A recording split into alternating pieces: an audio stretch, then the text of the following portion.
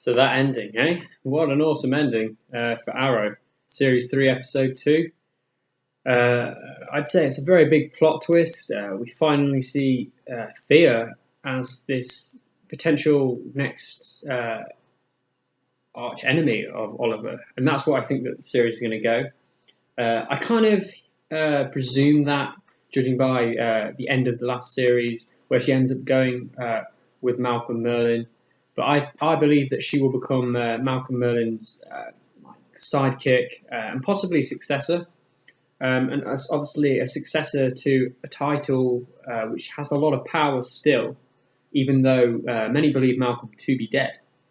But yeah, so we begin with the episode with Laurel bringing back the dead body of Sarah, who had tragically become assassinated. And yeah, I mean, it really kind of showed that how cold Oliver is. I mean, this was someone who had a deep, deep connection with for many years. I mean, it was maybe about 65 or 6 years, obviously from the island, even prior to that, when he had an affair with her before being drifted away onto the island. And this is someone who he has literally been to life and death with. And in all honesty, I thought, or I believe, that Oliver should have been affected more. I know he is a cold character. I know he has been through a lot. Maybe his experiences in Hong Kong might explain how cold he actually is, even about those closest to him. But that's what really surprised me. But we saw that Felicity was the complete and utter opposite.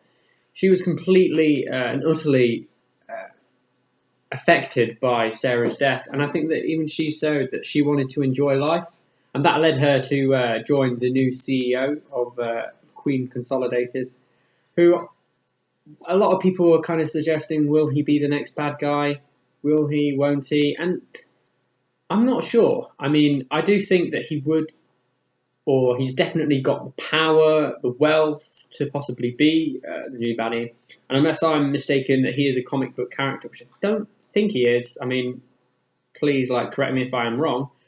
But I think he's a good guy. I think that, yeah, he has these kind of rat-ish qualities, kind of being very conniving, getting Felicity to join him.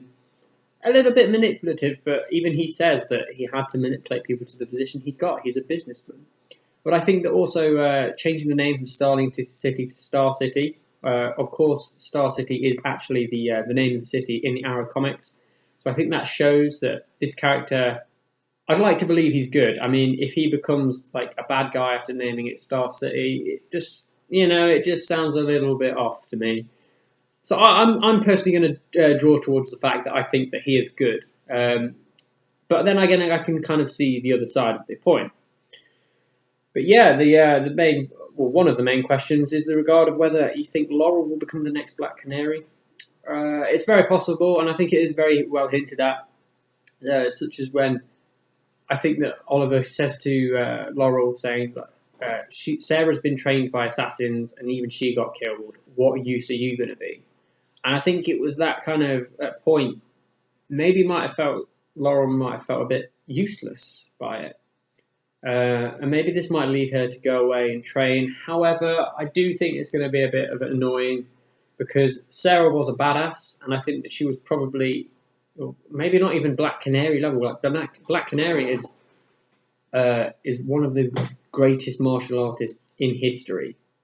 So how Laurel's going to do that, that doesn't quite add up to me. But it'd be interesting to see the birth of Canary. But is it too late? I mean, at first people were butthurt that it wasn't actually Laurel herself that became Canary, and it was Sarah.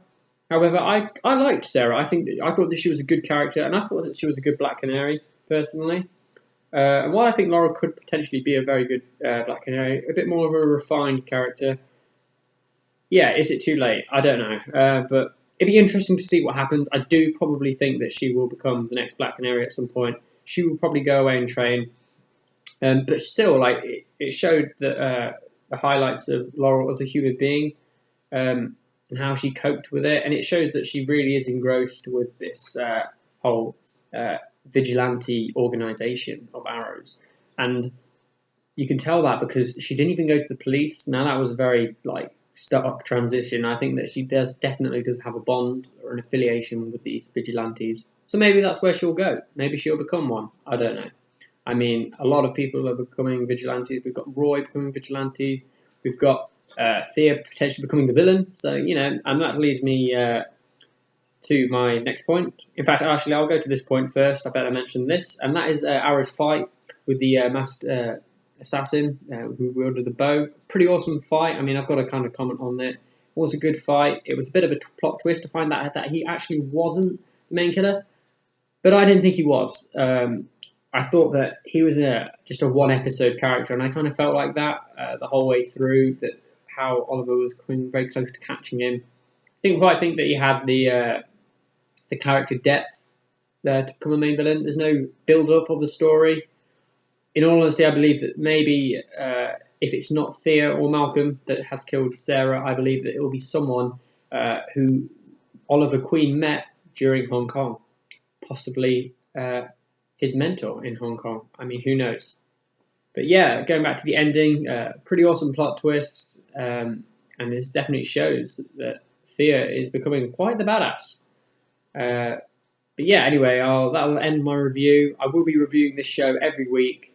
I'm sorry I haven't done the first episode. There's not too much to say about the first episode besides the death, which I've talked about.